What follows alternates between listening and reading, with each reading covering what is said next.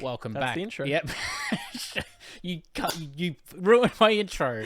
Welcome back to Final Sector. We are doing our debrief for the Saudi Arabian Grand Prix, and good news, stuff happened this weekend, so that's great. We can actually talk about things, whereas Bahrain was a little sleepy, a little boring, particularly for the first race of the season. Saudi, there's a couple of things. It was still Max still won, Perez P2, Red Bull, congratulations, they did it. But there is actually things to talk about. Yeah. But I'm curious how, if you remember, it was now over a week ago that the race happened, but I'm curious how you saw the race, if you enjoyed it, before we get into it. Yes, when you said this weekend, I'm like, is he talking about the Sebring 12 hour? Yes. No, sorry. That's actually what I meant. Yeah. Yep. Yeah. Well, that race I did on iRacing yesterday, Yeah. No, it was, kind of two halves about it. Like, there's a lot of off-track stuff going on, and I guess that's good because it's less everyone going, oh my god, the start of the season looks horrible, and there's actually a lot to talk about. Now, I don't care too much for it, but I enjoy the fact, I guess, that it is a lot of, controversy and drama, and it can be fun, right? And I mean, there's a lot of people even outside the sport coming to me going, oh, what do you think of this? What do you think of that? And that's kind of nice to go, yeah, I'll entertain it, talk about it with people who normally don't care. But I mean, this wasn't that bad. It probably could have been a bit worse. It probably could have been a bit better. But certain things definitely made it a little better than it could have been, for sure. Yeah, and I think when you look under the hood, when you review it, as you say, there actually are a few pretty interesting takeaways from it, which certainly will affect, I guess, the trend of certain teams and drivers moving forward. So I'm sure we'll get into a few of those. Yeah. Well, I mean, I'm going to get straight into it. Obviously, I mentioned Red Bull still run away with it. Leclerc, while he did say in Bahrain that he could have been there for P2, not the case here. He seemed quite a bit slower than Perez. Yeah, when we talked about our preview, and this is a track for efficiency, they obviously proved that, yes, efficiency is what they have changed their car to be even better for. And certain other teams, as we will see, actually, different areas of that efficiency are lacking or they're strong in other areas, or Red Bull kind of across the board. Well, no one can beat them anywhere. Yeah, they're just good everywhere. But yeah, speaking of that, that was one of the points I actually had. And the biggest, I guess the biggest difference we saw was it was the McLaren versus the Mercedes. And you saw, because there was the big, Piastri got stuck behind Hamilton for a long, long time. I think McLaren, it was sort of noted throughout the weekend, McLaren and Mercedes were sort of trying to find this balance between having, the good straight line speed with the DRS and then also having the speed through the corners. McLaren went one way in saying they had the speed through the corners, particularly the first sector. And you saw that quite severely when you were following on board with Hamilton. I think it was Hamilton chasing Piastri, right? Yes. And he was just it looked like it was a different category. He was so much faster just through those high speed corners.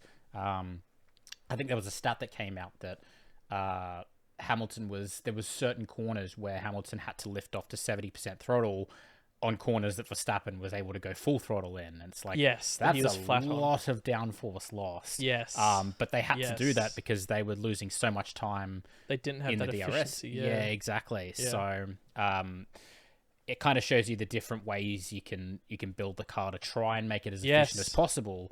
And I feel like I wish we saw this sort of stuff more, but I guess I guess you just kind of don't, because most teams will sort of find a happy medium, but in this instance McLaren and Mercedes sort of had to compensate in one way. They'd be like, okay, we can be fast here, we will have to sacrifice here, whereas most teams usually can get some kind of balance. Whether they're fast or not is a different story, but I thought that was really interesting.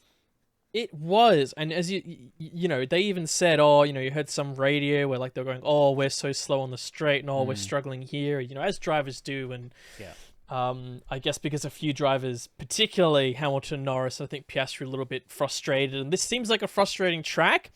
It is the type of track where it feels like if you're catching up to someone, or you're fresh out of the pits, or someone behind you is fresh out of the pits, it's like a move has to be made that lap, or it's going to be really hard to do anything from there. It's like either you're, out lap if you're attacking, or you're, if the car behind you is the one that's coming out, you're defending from, or you're trying to go after them. If you don't get that initial pass or run or dive, it can be quite tricky here. So I think, we heard some comments and drivers going, oh, he's so quick in the straight. Oh, he's so quick in the corner. You went, yeah, but they just say that. Yeah. And then you went on board with Hamilton, and he basically tried to make a move on Norris right after their last stop for the race. And this is really where you saw it, because immediately, fresh lap out, he almost made a move. And Norris, right on the barrier, just defended enough, but he was like weaving a little bit. He wasn't weaving, he made 2 moves. Like, it wasn't weaving, I can tell you now. Because he knew he had to defend him there. If he lost the position there, game over. He didn't, he just kept it. And then in Sector 1, literally a second, you're on board with Hamilton, you just see him go away. Yeah. And by the next lap, sure, Hamilton closes up again, but he can't get close again. And he's never then close again when he came out of the pits. And I think it was lucky Norris didn't get hit for that, because it was easy for them to go, sorry, that was a double weave. It's obvious you're just trying really hard to defend. And in the bigger picture, so important for him to do that. He had to do that. Maybe a bit of a trend of people pushing the barrier here and there, not necessarily literally the barrier, even though the barriers were close here, closer for some than others. Well, I mean, that's I guess you can say barrier. Let's pivot into that, because that was one of the other points I had. Is look, most of the race was this K-Mag train situation that we were seeing. It sort of started with speaking of the walls, Magnussen pushing Albon into the wall in going past, sort of drifting over, and then all of a sudden Albon's in the wall. Pretty slam forcing dunk him, penalty in my from what I saw, a pretty slam dunk penalty. But him holding up. I think I even saw an onboard where he was like lifting off the throttle, where it's like you would not be lifting off the throttle there. He was holding, because you were on board with the engine note, and you were hearing it going. Is he like struggling? Is it desynced? And you're like, no, it's not. Nope. And at first you thought, well, hold on, he's like, we're seeing this massive train through the corners, but then we're not seeing any overtakes. It's like, what's going on? And then, as we kind of saw about that setup thing, the Haas, they couldn't have planned into this situation they were in. I mean. Yeah. The situation they were in was Magnussen was completely stuffed, basically, but he had a train of cars behind him. Because of the safety car, which affected a few drivers, some other drivers were going long. They were betting on going long and trying to aim for a second safety car to make their stop. And one of those was Hulk. The only chance for Hulk to get points was if he either boxed at some point and moved through the traffic, which most of the people had seen, well, that's going to be hard to do. Or he has enough of a gap to box, which he didn't have at all. And then his teammate and his team were like, hang on a second. Very, like you look in hindsight, go, well, this looked pretty obvious. But I think so many teams wouldn't have thought about this. And obviously they clued in. We saw Magnussen slowing down. We saw him being really aggressive with the defending. He basically cut the corner at one point to overtake, stay ahead of Yuki, which was before all of this happened. But in context, again, it was so important for him to do that.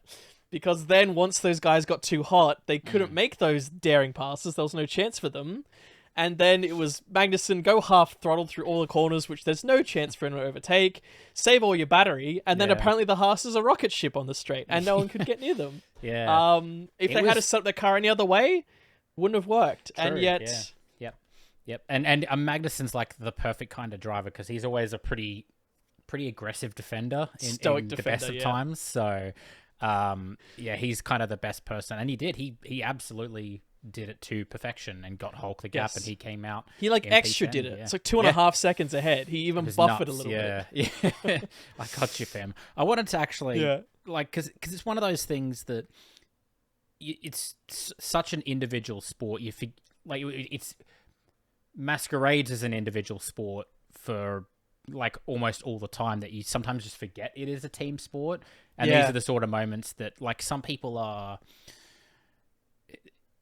even inside, I think, the Formula One paddock, but like fans especially, I've seen a lot of, people saying this isn't right. You shouldn't be allowed to do this. There should be penalties for doing this. It's like, but it's a team sport. It is a team sport. There's 10 teams, 2 drivers in the team. A lot of the times the drivers don't want to play along with the team orders, which is what you'll see most of the time, because it is in that aspect, in each individual driver's aspect, it's an individual sport. And, there's always all this talk like, oh, you have to first beat your teammate before, like, if you don't beat your teammate, then you'll always be judged against them, blah, blah, blah, all this. So, but it is a team sport, and as a team, Haas played that role to absolute perfection, and they're walking away with a point where most people wrote them off this season, and they're P6 in the championship right now. So how many of those 10 cars we talked about finished in the top 10? Was it 10? No, it was 9. And who got that one slot that opened up? The team everyone thought would be chasing their tails at the back. Yeah. So the bit I don't mind entertaining is that, if you look back, you normally see this for fights for the lead, right? You look at Perez slowing up Hamilton by like 9 seconds in Abu Dhabi, fundamental to that playing out, right? Yeah. But he didn't do that by cutting the corner by nearly pushing Hamilton off. That was very strong racing, but that was El Primo, you know what I mean?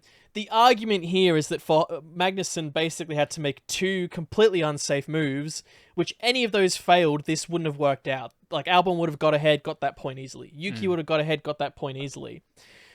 So it's like, what if Magnussen keeps doing it to the point he gets a black flag? He's disqualified because he's just driving like a ninny. And yet Hulk still gets the point because he held them up so much. It's like, I think that situation can be so rare to happen. Yeah. And I'm not saying you're suddenly going to see Perez crashes into Hamilton to take him out to give Verstappen the win. Sometimes people joke about it and they actually say, what would happen if this happened? Would the team be disqualified? If Perez was instructed to do it, that's a different thing. If Perez on his own, let's say Perez in his own volition smashes Hamilton off so Max can win. What happens? Do Red Bull get in trouble? Is it just Perez? I think that conversation, of course, it's never happened because he'd probably get a lifetime ban for something like that. You get banned from the sport. But it could happen, and this is almost that same conversation, going, if he didn't make 2 of those dangerous moves, even if he didn't make them at the time because he was told to keep them by, and he was just doing it because, he wanted to stay ahead, otherwise he knew it was over for his own race. There's, it's still like, if he had gotten a 3rd penalty, a 4th penalty, I don't think there's anything in the rules to say, a 4th penalty, the team then doesn't get any points for the weekend. That doesn't exist. So, it's a fair talking point. This is probably on the line, and it happens so rarely that you might go, oh, we need to talk about it, and then no one remembers for the next 4 years until it happens again, right? Yeah, that's it. And I think, they have to be positioned in such a way for this sort of thing to happen as well. It's not every track you can do this. Yes, well. That too. Like, they have to be on the right track. They have to be in the right circumstances. They have to have the right setup. They have to have... Everything has to be so perfectly laid out for them to be able to do something like this that, like you say, you're not going to see it for a long, long time. Yes. And I think if it got much worse, I think you would see, like... I don't know if you could take points away. That's the thing. I don't know. I actually don't know what exists for this scenario. But, like, you have... the whole penalty point things, like if Magnussen just kept doing it, they could just be like, hey, we're just gonna give you 12 penalty points, just sit out for a race, brother. Like, or a race ban, or so something like that is something I could see happening. But again, it doesn't affect the result that came before it, and I don't know how you could do that without being too harsh or too unfair. Like you say, unless the team instructed them to be like, hey, do dangerous shit to... Then it's like, I feel like you have some kind of... some way of saying, no, don't do that. Take away your points. Promote whoever was behind to the points. But, we won't see it for another 5 years anyway. So I guess that was fun. Not to this degree, no. Yeah. You always see people who say, hold people up. We had that legendary... Ocon winning Hockenheim because Alonso beat his heart out to hold up Hamilton. But he didn't get a penalty from that. He didn't cross a track. Again, another track hard to overtake. So Exactly, So it's, I think it's fine, but I don't mind the conversation. And it is an interesting what-if scenario if you think, what if someone just did spin someone out? It's like, but the other driver gets the point. And in this season, where again, I've been saying it, those top 5 teams finish... No points for anyone else. There is a little bit of a gap there. So with only 1 point slot, it's everything. A 1P10, especially with for Hulk, for Haas, could be game changing. Yeah. Well, let's talk about the one driver that didn't make it into that top 10. Welcome back, Lance Stroll. He's done it again.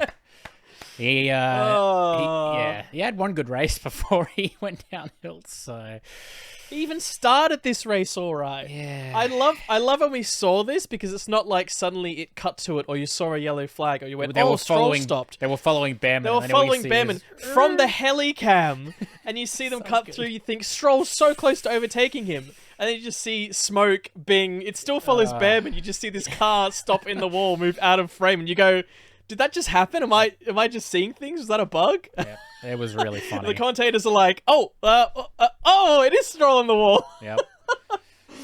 Yeah. So obviously frustrated, stuck behind Behrman. Again, it was early on. Well, it wasn't that early on. I think he was kind of just caught up to Behrman at that point and was really being held up by him. And he obviously just got frustrated, pushed too hard, nicked the wall. Yep. Bob's your uncle. Oops. Only one to do it. Yeah. Oops. Well, during the race, I think it was it Sargent or someone else that did it during practice? Or Albon. Someone else hit that wall and crashed that during practice. I'm sure they did. Yeah, I don't remember too well. I think it was Sargent. I don't just want to say it, but I know there was. But only one during the race to have the big knock. Go on. No, I remember. Was it someone in one of the F2 races had on the exit of the final corner hit their wheel and got a puncture as well. Yeah. But that's the only other one I remember. But I mean, let's get to the big talking point for this weekend is Ollie Behrman. Speaking of, you mean Stroll isn't? But yes, we could go into Behrman. No, I just wanted to mention it because I just wanted to say, hey, welcome back, Stroll, because it's it's been too long since we've seen his true colours. Anyway, Behrman. I've seen. Obviously, there's been a lot of love for Behrman coming in. He had the 1 hour of practice in FP3 before jumping straight into quali. Qualified P11 and ended up P7, getting points on debut in that second Ferrari. And while I'm not going to say his name, one person has been very critical. I don't know if you saw the conversation, Kyle. Did you see it? In the Discord. Okay, you didn't. Oh. Yeah, okay. In the Discord. I was going to refer to someone else, but I'll let you go first. Oh, okay. We've got two. It's two. So, one person that we both know has been quite critical, saying, you know what, he's done exactly what the team have asked of him. I'm not going to be saying he's done an average job. And I'm just like, I'm looking at it like that is, it's so above and beyond what would have been expected of him. Not even necessarily the results. Like, he didn't, obviously, the Ferrari should have been in Q3. He just missed out by, was it 300th to Hamilton? And it was unlucky. He had the pace that session. His lap in Q1 was bloody solid. He just was pushing a bit hard in Q2. But better he pushes hard and finds the limit, because then he has more confidence into the race. He kind of knows what his limits are, right? So, but and I think it was only like half a second off the pole time or the top time in Q2 anyway. Like, it was only about like 0.55 or something down. With how close this grid is, that's exactly nothing. Yeah. So I think it was a decent job. And P7 in the race, it means he, managed to fight his way through at least a little bit, which we did see a couple of really good moves. But it was one exceptional move. Yeah, the move on Tsunoda. Yes, yeah, that was the one I was thinking al dente. Yeah, good on you, boy. That's like an experienced move. That's like the whole dive to the right and then the dive. It wasn't just I've got more speed, I'll dive. He it's not even that he dummied, because sometimes you move over and the guy moves across in front of you. Yeah, Tsunoda was alongside him, so he kind of moved over, made Tsunoda go, okay, he's here. He's obviously trying to go around the outside. He then backs off the throttle to jump around and then gets him. That's beautiful. Very lovely. Yep. Yeah, it was really, really good. Yep. I mean, that's the thing. Like, outside of the results, it wasn't even the results that impressed me about Bama. It was just his maturity throughout the race. Like, the way he, from the get-go, he was aggressive when he needed to be without being reckless. Like, he knew how to make moves without crashing into the wall or crashing into someone on a track that is so easy to do exactly that. Yeah. But he also knew when to just sort of, run around and sort of build up the pace and build up the confidence. Yep. And you saw a lot of the data came out afterwards of like his comparable lap times to Leclerc.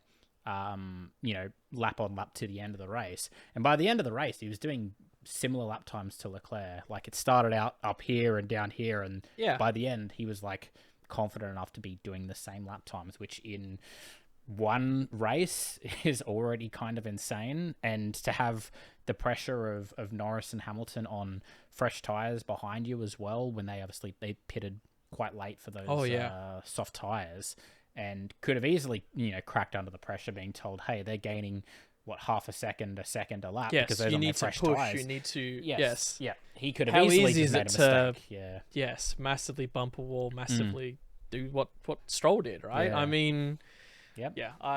there's not much more to add to it. Like, I guess that's why I was saying he did push it quite hard during quali. There's even some of his slow-mos, like how close he was getting to the wall. But it wasn't a case of going, oh, look how close he is. It's lucky he didn't hit it. It was more, look how close he is. That shows how skilled a driver he is. It was like the Max thing where you see Max, just every wall, there's like nothing between it. And that's not luck. That's Max doing Max things, Yeah. And you saw this here even with him. And with those laps where he had to push... And it's not just his racecraft, but like even you heard the questions he was asking. They were just the right questions. It wasn't him going like, oh, what should I be doing? It wasn't like asking random crap. He was asking the right stuff at the right time, getting the right information, and just going for it. Nailing the pit stops, of course, being very hard, different from F2, crazy traffic and everything. He sorted that out. Critically got that move done early on the restart, so then he could come out in front and be that kind of just by himself in clean air. Yep. And as you say, then for Lando and Hamilton, who were hoping for a safety car, they still came out, and the trajectory was 5-6 laps to go, they'll be on you. Now, fortunately, his pace was so strong, and they did start battling amongst each other, which was a bit of a saving grace, but certainly not a gimme at all. Yeah. So, it's credit where credit's due. The only thing I was going to add, which I heard on the Checkered Flag podcast, which is what Jack Aitken brought up, was I think he just brought up because everyone was saying the same thing, and he wanted to just bring up, maybe a controversial point. Otherwise, they just sound like every other podcast, and I appreciated it. He was essentially saying that this was like stronger, or as strong as, Lawson jumping in, or, like stronger than DeVries jumping in, that type thing. But it was like some people are saying this was like the best cameo ever, like this is the best thing ever. And he was just like, this is strong, but there's a world where he could have done enough where Haas say, you're in the car next race.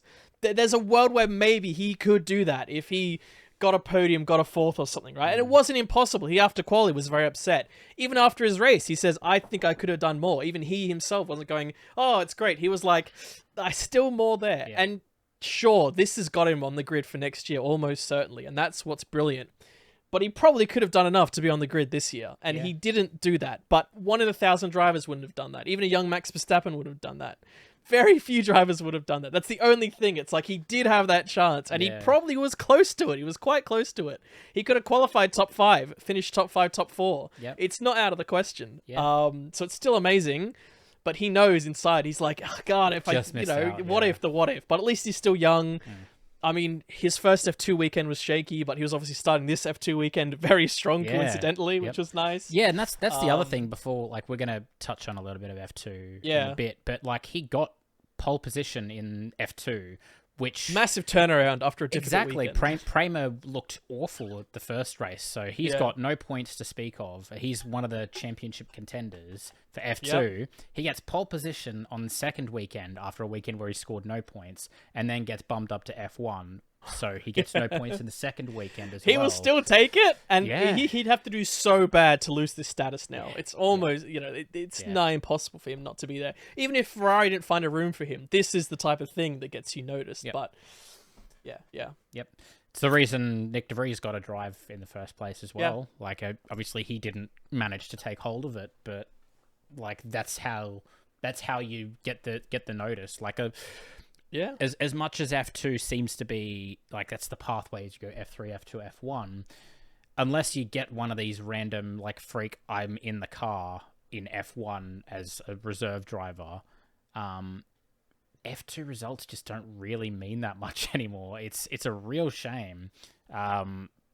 because like Behrman Not could have... unless you are absolutely smattering it. Exactly, Right? yeah. So, but you know, that's a whole other conversation we could get into at some point. But Well, for next year, it's good timing for him because yeah. next year is the year we're saying we may see some of that change up. Yeah, yep, very true. You've already, likely got some of those on the bench, which we're thinking, or the general crowd is thinking might have a shot, and this is just hopefully cemented that. He'd have to do pretty bad things now to lose what he's earned. I think so, yeah. But I do like that you brought up that someone else mentioned, because that was actually a comment that I was going to point out as well, as like while I do think Behrman did an amazing job, I think a lot of the chat from like everyone saying it was, I think it is a bit much, because like, yes, it was good, and he's probably put forward the best hand he possibly could with the situation he was given. It's still like and I don't know if it's just because British bias, it does seem to be that way. Yes, but it's like they couldn't mention it enough. The boy from X, whenever they're talking about British drivers. So it was a bit much. Like it's like every second comment was, but Behrman did. Oh, he's the future. He's definitely 100% got to drive. Oh, it's incredible. And it's like, all right, fucking hold your horses, brother. Yes, like, we get it. He's strong. Yes, and he's done well. But yes, it was just everywhere, and it's like, okay, that's cool. The other stuff happens, glad that we. Yes, but it was very glad that we did have it. It's still a fantastic story. I don't hate that it happened. I just hate that everyone sees it as the second coming of Christ. Like, in British form, I guess. But that's all I had to say. I'm just glad that someone else had the same sort of opinion, and a Brit, no doubt, in Jack Aitken. So I fucking fair play. I know, and they were all digging him. Fair enough. Yeah, they were digging him, which he knew would happen because he had his outing for Williams, and it did not go that great. Yeah. He knew that if he did well, that could have been his chance. Yeah, true. So he knew all of that, but he still felt like, I'm still going to bring it up, and I appreciate that he did. I enjoyed it, and I had to bring it up here as well. Nah, that's cool. That's cool. I mean, I don't know if there's anything else you want to touch on in the F1 race. That was kind of it that I had. Alonso qualifying God. How is he doing that? Yeah, I mean, he had that big like slipstream from Hamilton down the front straight. He right? did. Yeah, he so did. But and that was still smart. That's Hey, no one else was really doing it. Haas again being clever, actually trying to do a bit of a slipstream thing. So good on them. Before, I think, was it in qualifying where Hulk's engine spat it out right after they did that, which was bad timing? I think so, yeah. Because he just did the slip, and they were like, has Hulk stopped? And they couldn't figure it out. They were like, I think it has. Maybe his transponder's broken. Yes. And they're like, no, he has stopped. Yeah. I don't know what else I had. The Norris jump start actually is something else I had. That's the other point I had. Not just the Norris jump start. I think it was Palmer do an analysis. I didn't watch the analysis. I saw a clip from it. Okay. We've seen this before, so real quick for everyone, it looks like Norris jump started, and if you count moving before the start, he jump started. How the rules for a jump start work is there's a little tracker, sensor, transponder, thank you, and if it detects it moves as an X distance before the lights have gone out, it counts as a jump start, and that's the flat rule. Norris just went early, probably left off the brake earlier, his clutch early. I guess it would have been his brake if he rolled a little bit, in theory. Stopped before the lights went out, but didn't go past the line which you're not allowed to cross. And then started again. It ended up hurting him a bit, but they still cleared it. Yeah. Just to tie that up before I go into this second bit, I don't have a problem with it. No. Do you? No. Nah, it's fine. I think if he had momentum and didn't, like, if he didn't stop and then go again, if he had momentum and then kept going and it looked like he might have gained from it, then I'd have a problem with it. The fact that he stopped before the transponder and stopped in time, you'd almost go, well done, lad, you don't deserve to get penalized for that. And you got a slow start anyway because of that. Exactly. So it's like there's the punishment. I think that's fine. And we have seen, I think it was Bottas and Perez in the past, both have starts just within the limit. And it's almost like this is, again, once in a blue moon. Yeah. It's not that bad, right? This isn't like a Maldonado Spain where he's literally going a second early and it's like, okay, what are you doing? You know? But what I think it was from this weekend, but there's a clip on board of Perez. And just before the start, Perez is crawling forward the slightest amount. You barely don't notice it. He's actually moving. His front tires, you can see that the text on it is moving ever so slightly before the start, and then he goes. And I think because some of them, like, they know they've got that tiny buffer, and I haven't, like, looked if anyone else is doing this. I just saw that's what he was doing. I'm guessing because of the Norris thing and Jolyon, who's probably good at doing this extra analysis, he probably went, hold on, what is he doing over there? Yeah. And he's actually rolling a tiny bit, which again, through the rules, shouldn't be allowed, but it's this whole of the transponder picks it up thing, then it's a jump start, right? I guess it's to go around someone accidentally, you know, moving the tiniest bit, and then you go, oh, he moved forward a millimeter, get him out of here. It's like, come on, it was, you know, or they're on a hill, or they're any limited, you know, number of things. But also what's to stop them, like, and I know you want to be as far forward in the pit box as possible, but the transponder thing is like, well, why don't they give themselves like half a meter gap, and then they can start rolling like a second before and start the momentum and then go, like... It might be a duo. I'm guessing there's like a frontmost that you can leave from, and then there's like movement from where you stop, I guess. I imagine it's a combination of both of them. Because you're right. The rule, but... Why don't you just have a run-up? It's there is a world, so... Yeah, it's like they're starting like X and he's coming from around the final corner as the 5 lights are going red, and he's coming flying down the straight. Still makes it before the transponder. Oh, he's into the lead. He's 4 seconds ahead by the first corner. Yeah. It's like... It's like when for some reason you get... It's similar to what you get in the F1 game with the formation lap, and everyone lines up, and for some reason one car takes a second formation lap, and you're sitting there on the grid, and it's going, get ready, and you're like, what's happening? And you cut to the replay, and you just see one AA car just racing around, and it's like, what the hell? Good stuff.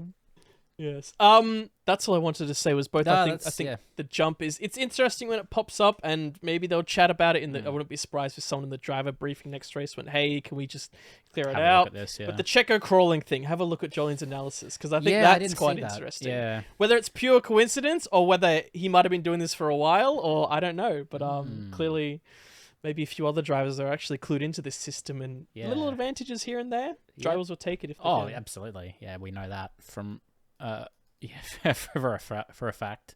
But that was literally all I had for F1 stuff. We did get a comment on our 2024 F1 predictions video. Someone from, I think, B Sylvester is the name, so thank you to whoever you are.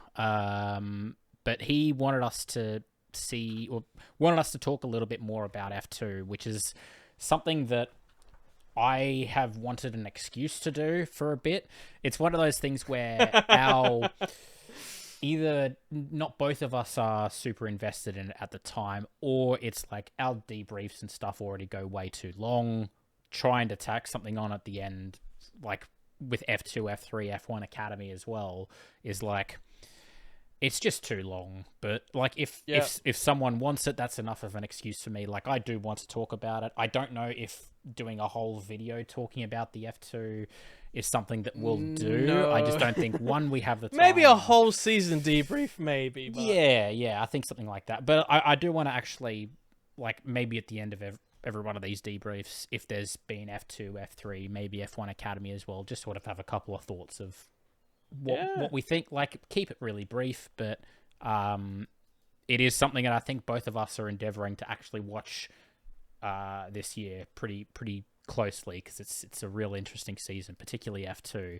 And I guess moving into that, like I alluded to earlier, you know, Behrman is one of the championship favorites on 0 points after the first 2 weekends. So if he wants to make it to like a championship winning position, he's got a lot of work ahead of him to do that.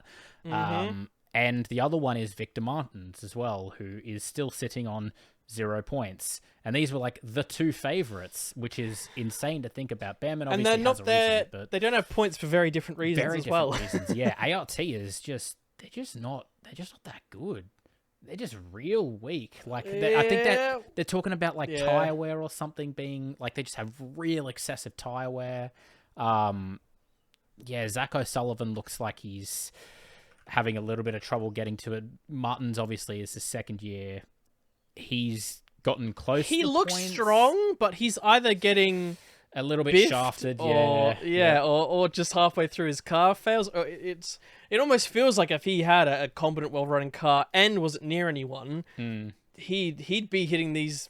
He'd probably have most of these podiums or wins by now. Yeah, you'd think so. Just in his raw talent, it feels like, like last year he was strong. It feels like he himself has taken that step up, but it's just other factors. But it is still the start of the year. I think you can see all sorts of things here. You often see a driver early on. We're not talking that much about Bahrain, but of course Bahrain had a double winner, which you haven't seen in a while, which you thought, wow, is this just taking over the store, the world? But is only the first weekend, and here it felt like it was a bit more mixed up. Different drivers ever all over the place. Some people look quick in practice, then they were 20th in qualifying, and then vice versa. They made it all the way through the field and all over the ship shop. So you talk about the double winner, Zane Maloney. He went. He still looked quick, but in qualifying, he's P15 in qualifying.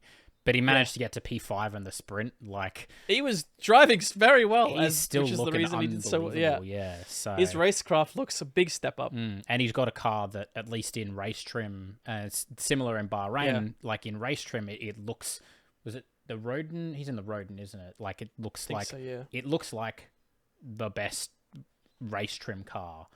So if they can all around race trim, if they can get that car higher up in qualifying, I think he's gonna have a real shot at winning the championship. He looks, or just high up enough for that car to be strong in battling, which is what we're seeing. It can fight a lot and yet not destroy itself, and obviously the talent of the driver as well. So. Definitely. But we saw a couple of different winners this weekend. We saw initially Richard Verschoor winning the sprint. I was going to say three winners technically. I guess three. Verschoor won the sprint, but he got a disqualification along with Stanek, his teammate at Trident. Both Tridents, yeah. Some kind of technical infringement. Yep. So Dennis Hauger ended up inheriting the win. So congratulations to Dennis. I think he had a pretty good sprint race from what I remember. But Hadjar had an awful weekend. I think he retired from both races with the same issue, even though, again, he looked quite quick. And at Campos, every driver I'm going to mention is in a different team, which I think is the exciting thing. It's great. It's not just sort of, hell, even 2, 3, 4 teams. It's like you're looking at almost every single team. You're like, someone in this team has made an impact already in the first 4 races of the season. It's great. And that's exciting in itself. So, but yeah, it's a little bit of heartbreak for Hadjar, because I think he could be, he's quick enough, he's strong enough to be a championship contender and to have. And a car. with it being such an important year for him to do well. Yeah, definitely. So and then we had Enzo Fittipaldi win the feature in the Van Amersfoort, again, another car, and he won it pretty confidently. Like, it was a really comprehensive win from Fittipaldi. It was on the I guess the correct strategy, but was able to make overtakes, important overtakes when it was necessary, and then when he got out in front, he just flew out in front, which was important, because there was a lot of someone getting past, and if they weren't careful, they got repassed. Or you could even just suddenly get caught with your pants down. People.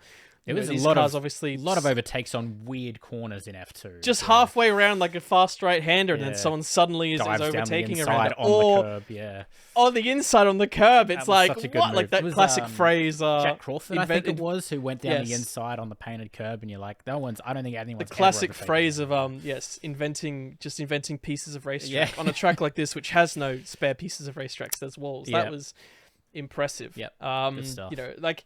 Overall trend, a bit of clumsiness. I think that start of race 2, and I forget the name. Who was Pepe it? Marti? I think so. Pepe Marti. He seemed to. We saw him get out of the car. The car had stopped. There was another car crawling along. It was Stanek, I think, who went. It was Stanek, which was unfortunate for Stanek, because he was further down than he should have been, and I think he had decent pace, and then he just.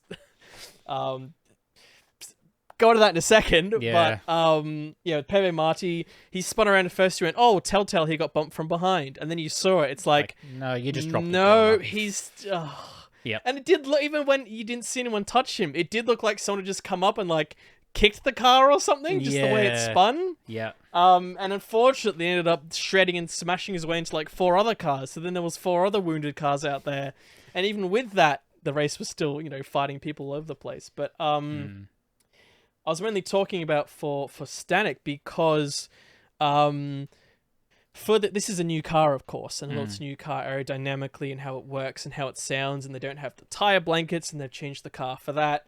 One of the big things that they always saw in the past they wanted to rule out was they said it looks ridiculous when half the grid doesn't get off the fucking line, and we've got to fix that. Yeah. And sure enough, here we go off on formation.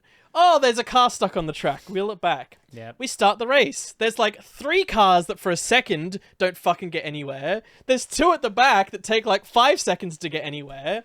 And Stanek, he basically hits the car in front and he goes down so slow the engine cuts. And he's like, it's like he bumped his wing a bit. Yep. That's not terminal damage. It's just that the revs go up, the car cuts, and it's over. Yeah. And it's like, there's like 4 guys at the back who fortunately catch up for the safety car. Yeah. But it's funny because you see Stanek sitting there and you still see cars coming by that took 5 seconds to start at the race swinging by. The it's not like they were avoiding. They just took forever. Yep.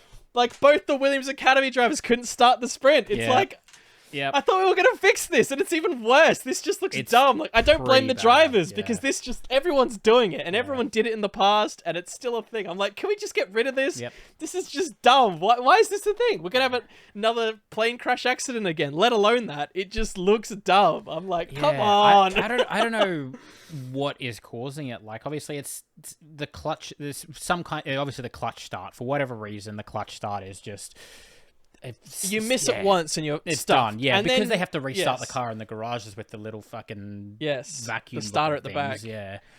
It's not even through like a push. Yeah, exactly. It's like I think they need to figure out how to get some kind of like self starter on the car. Yeah, I it's think. not Or just an that, but it's also anti-stall. you could go through half a spin and then it just cuts out and you're done. Exactly, It's like you yeah. could just spin and sit there and you go, oh, he can get going. No, he's lost the engine. Yeah. Oh well, and it's like. Sometimes they go, oh my god, he kept the engine running. And you do go, oh my god, good on you. Because everyone else would just lose the fucking engine, almost certainly. Yep. It's like the one bit that I just still go, really? It's like race 2. And there's like 5 cars at the start of the race that just aren't moving. Yeah. I'm like, not there's only like because 20 they of them. crashed, Yeah. Yeah. They're just like, oh, it's dead. Oh no, I got it again. Yeah. Yeah, it is. God, it just... It is very weird, yeah.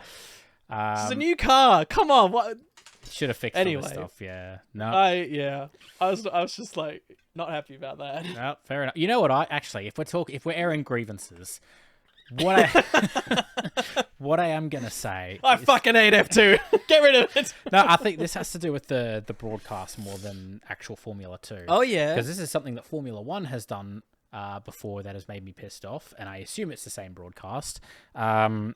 They followed Fittipaldi for the final half of his lap when he was 7 seconds ahead, and there was colossal photo battle finish for the podium for the for third place. And I'm just sitting there, and the entire back half of the lap, they literally cut from the really good battle in P3 to watch Fittipaldi go through the entire half of the lap to take the checkered flag, and I'm just sitting there like, go back to the P3 battle, go back to the battle, go back to the battle, go back to the battle, and they didn't. And then they went back to the battle on the line when they were literally coming across the line. It's like, boy, I really wish I could have seen the last half lap of that. And for fuck's sake, it's just... They have the technology. They do. Just have the standings, pop a little box just to show he's going over the line. Yeah. And even though they're showing the battle, the commentator could say, whoever Fittipaldi takes the line, but this fantastic battle continues. That's all you need. They literally have picture-in-picture. Like, they have that. Yes. They have it. Just even that, like, I just want to see it. Even if you make me look at it in this tiny window, or even if they're talking about the win, at least let us watch the thing while he's talking. I can listen to him talk about the winner while I'm watching the battle. Thank you. We've seen them do this before as well, and they go, "Didn't work. Let's not do it again." Fuck. So I love F2. We love F2. It's all good. It still was good. It was probably inherently more interesting than Formula 1 yet again. Another weekend where F2 is as should have thought of a pun ahead of time. Rather than calling it F2, we can call it like F something like that. We'll work on it. I don't know. We'll work on it. But if I could whistle, I'd do F. Yeah. But no, I think it's good. F2 is good, and I'm looking forward to it's a weekend where we have F2 and F3 again. At Australia, I'm looking forward to seeing what happens here. But and it's good now, but it's often, I think, that second half of the year where it pops up too. This is almost laying the groundwork. It's that second half where really you start to consider the title fight, the stars, you know, that bit of a gap appears, but this is still good entertainment. Oh, so 100%, yeah. And I think the pit strategy is very important. I was just in the first 2 weekends, we've seen that tire degradation is quite high on these cars. So like things like the soft tire just don't last very long, and that played into strategy in the feature race as well. So I think it could be interesting to see how teams react to certain calls throughout the tires are a great blend where they can wear out. They don't just last and it's free, but a good driver can take care of them. There's that too, and it's really good when you've got that, and both for the setup, because that means, you know, it's not just about Prema who just set up an efficient, reliable car. Sometimes you know it actually is about making a car that could be set up slightly different, that might not do that well on quali, but then its tire wear is brilliant, and then you can undercut, you can overtake half the bloody grid and overtake the other half. Maybe that's what Roden are doing with Maloney. Like maybe that's why he had to qualify P15, but ended up coming up to P5. So yeah, maybe. Yep. And Australia's normally not bad, but I guess we'll go into that in our Australia preview, which will be coming out soon. But thank you everyone for listening and watching. Hope you enjoyed it. Hope you enjoyed us talking a little bit about the Formula 2 as well. I mean, I enjoyed talking about it. I said most of the time it's more interesting than the Formula 1 lately. So, you know what was interesting, which we'll talk about when it's the next round of that, the post F1 Academy rulings. That was interesting. Yeah. Let's talk about it later. Yeah, that's another time. Yeah, we're at 45 minutes. We gotta. No, we gotta make an hour for ad revenue. Perfect. Yeah. Oh, we did it. Yeah. Yeah. No, thank you everyone for listening or watching. We'll be back very shortly with our Australia preview. So take care. Woohoo! And see you then. Bye bye. Ciao.